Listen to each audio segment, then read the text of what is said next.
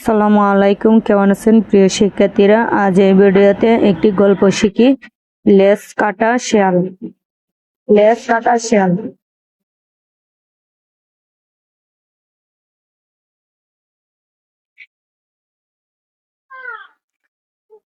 একটি গ্রামের পাশে এক ঝোপে বাস করত একদল শেয়াল।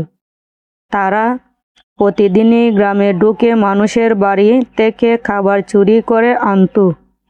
গ্রামের মানুষগুলো অতিষ্ঠ হয়ে উঠেছিল।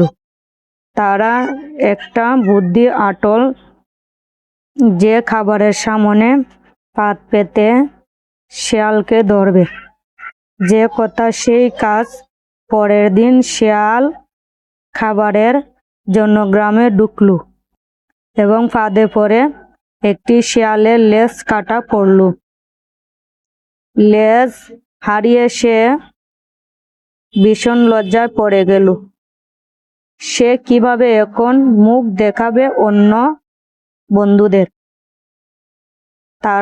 তার মাথায় একটি বুদ্ধি এলো।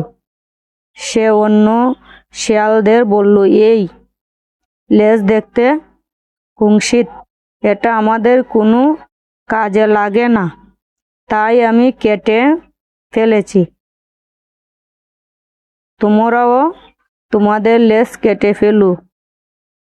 তাদের মধ্যে একটি বুড়ো